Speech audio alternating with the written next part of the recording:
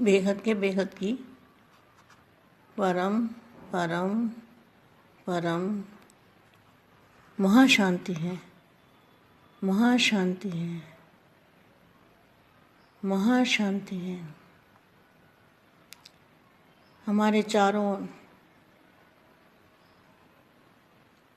परम प्रकाश एकदम दूध जैसा वातावरण, वायुमंडल बना हुआ है और उसके अंदर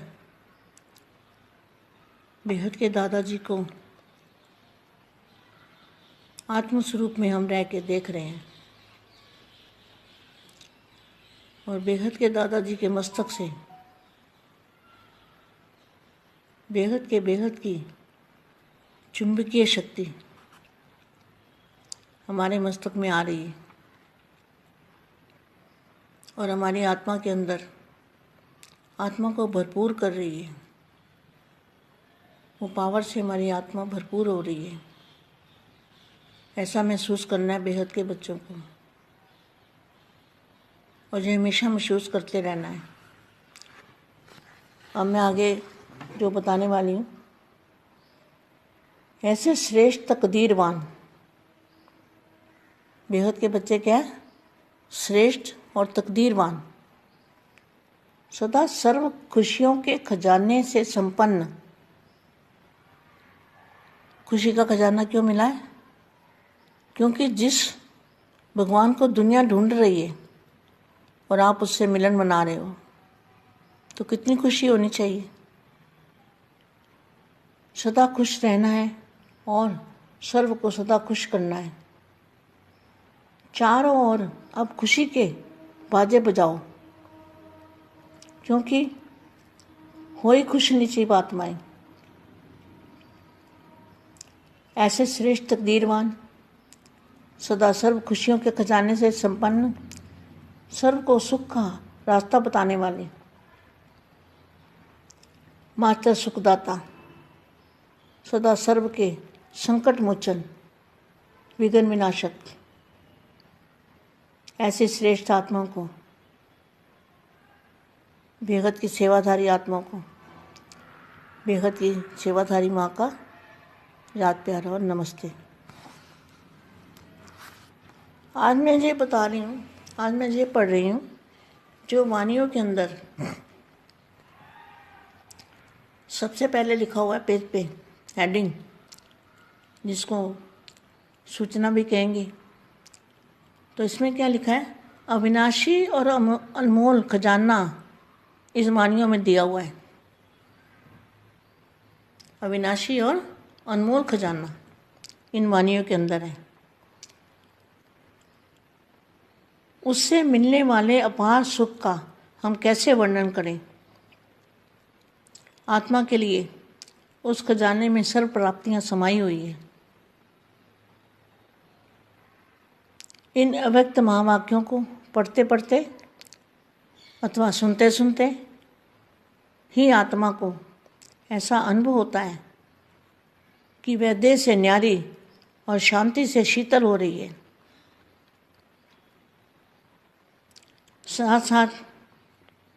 साथ ही साथ उसे यह भी अनुभव होता है कि उससे प्रकाश और शक्ति में वृद्धि हो रही है और वृद्धि होते होते उसकी स्थिति ऐसी होती जा रही है जिसमें उसे एक अनोखा हर्ष, उल्लास और दिव्यता का अनुभव हो रहा है।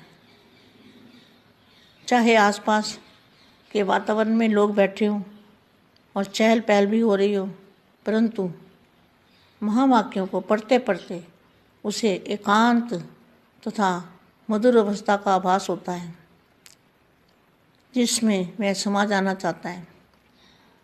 माना पढ़ते पढ़ते सुनते सुनते निसंकल्प अवस्था हो जाती है। तो निसंकल्प अवस्था में आत्मा क्या चाहती है? बस मैं निसंकल्प अवस्था में समा जाऊं।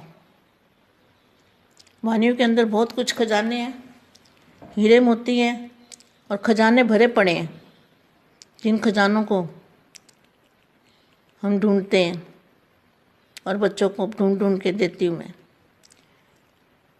कलयुग के इस दौर पे फिर हल और बल की प्राप्ति, हल और बल की प्राप्ति। हल माना हर चीज़ का हल, कोई भी विघ्न हो उसका हल है इसमें, और बल भी मिलता है।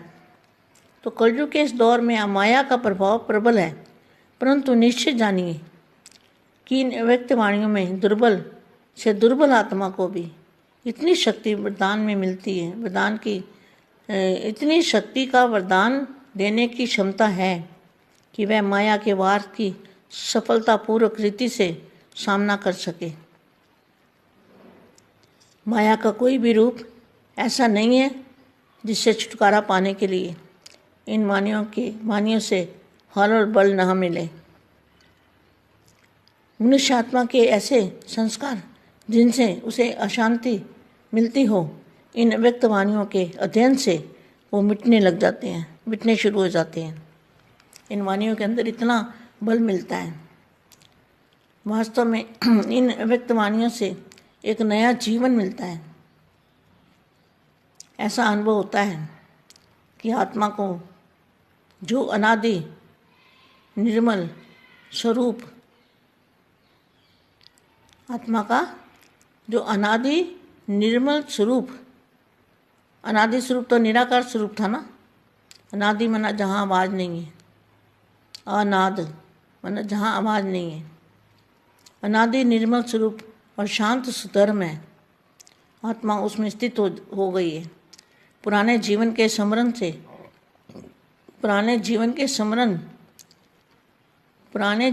संस्मरण ओझल और अतीत में विलीन होने लगते हैं और नए स्वर्णिम सुमधुर स्वच्छ जीवन के स्मरण उभरने लगते हैं और आत्मा को ताजगी, तल्लीनता और तृप्ति मिलती है। इन वाणियों के अध्ययन से इतनी बड़ी प्राप्ति होती है। अब आगे क्या लिखा है? विशेष बात तो यह है कि मन को ऐसी संतुष्टता का अनुभव होता है कि जीवन सफल हो रहा है और दूसरों की सेवा का सुपुरुषार्थ हो रहा है। उदाहरण के तौर पर एक वाणी में अव्यक्त संकल्पों द्वारा विश्व की सेवा करने की प्रेरणा मिलती है। उसका दूसरा तरीका भी बताया गया। स्पष्ट है कि यदि हम ऐसे पुरुषार्थ में लग जाएं जिसमें दूसरों का जीवन बदल जाए, संकल्प बंद हो जाए, तो एक बहुत बड़ी प्राप्ति हो सकती है और उन्नति हो सकती है। दूसरों को शांति एवं शुद्धि देने रूप सेवा की आशीर्वाद भी मिलती है और यही अंतवाहक अथवा अंतवाहक शरीर धारण करने के बारे में बात कही गई है। यह अव्यक्त स्थिति तो राजयोग की एक बहुत बड़ी प्राप्ति है। अव्यक्त स्थिति, व्यक्त में अव्यक्त स्थिति धारण करने की शक्ति आत्मा को मिलती है और आत्मा एक उड़ते पंछी की तरह समृद्धि रूपी पंख के साधन से उड़कर अपने प्रकाशमय धाम में अपने परमपिता परमात्मा के पास निकट जाकर आनंद भोर अनुभव करती है। ऐसे जो महान लाभ देने वाली अव्यक्त वाणियाँ हैं, इन्हें बार बार पढ़कर मनन करने और जीवन में धारण करने की आवश्यकता है। यह आत्मा का सौभाग्य है, सौभाग्यशाली आत्मा है। वह आत्मा सौभाग्यशाली आत्मा है जो अपने मन, वचन और कर्म से इनके अनुसार बनती है। बेहद की परम परम परम महाशांति है, महाशांति है। महाशांति के सागर में अपने आप को बस चारों ओर महाशांति का सागर, यही देखो, इसी से प्राप्ति होगी।